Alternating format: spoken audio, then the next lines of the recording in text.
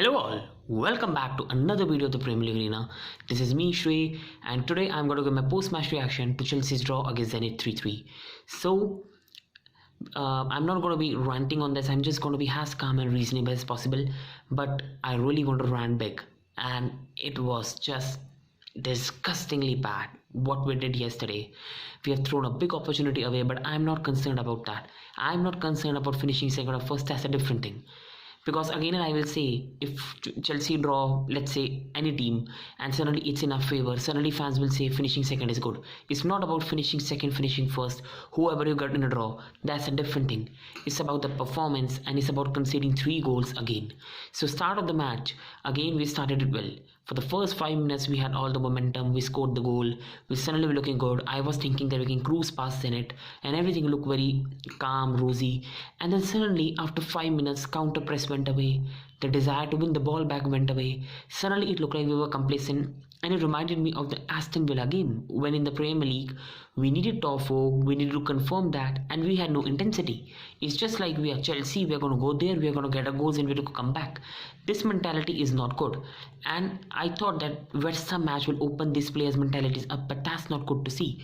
There was over complacency, and Zenit kept the control of the ball. Claudinho was running the wings absolutely around our defenders. Sarr was absolutely awful and errant, was not in the right position. Andreas Christensen, since his counter issue has not been good, and deservedly we conceded our first goal. Then again deservedly we conceded a second, and if not for Kepa Arrizabalaga, it easily could have been Zenit 3, Chelsea 1 at half time. We came into the second half.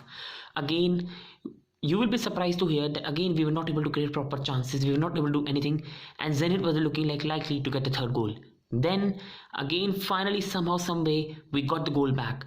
We got the goal back at 62nd minute where Romelu Lukaku scored, and it took us at least 10-11 minutes to finally have the ball back again.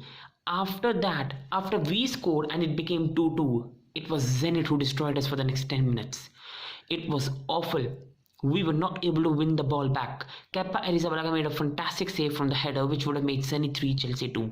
We were ridiculous. For 15-16 minutes, we had no control. Hakim Ziyech and Christian Pulisic came to the pitch, and for 10-11 minutes, they did not even have a proper touch of the ball. Then again, after 10-11 minutes, Zenit's control went away. They did not take advantage, and then we finally got the goal we needed. And I thought, wow. At 87th minute, Chelsea have got a 2-3 winner. Everything looks good. We'll get away, we'll go to the training ground, we'll rock up. We just had to survive 8 to 9 minutes. We scored at 86th minute. Till 90th, it went very sailing. We had all the possession. 6 minutes were added on. 2 or 3 minutes left. One long ball. And Andreas Christensen was not able to win the header. He lost the header in his first. Sarr was errant, and he shot, and please don't blame Kepa. Kepa did a fantastic job in that game. What was the midfield doing? What was the midfield doing? I have no words. What was the midfield doing? It was an easy attempt on the goal. Absolutely free space. Please come and please hit.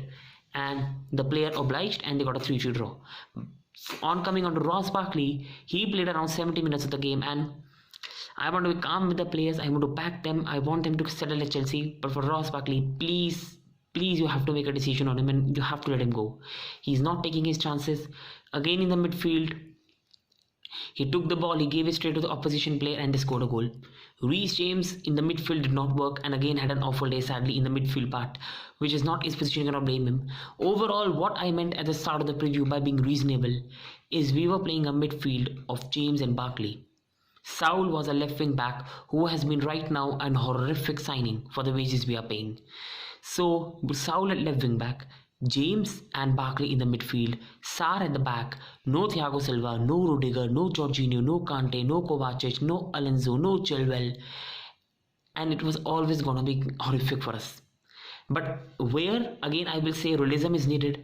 This is the great squad depth Chelsea have got. The great squad depth we have got.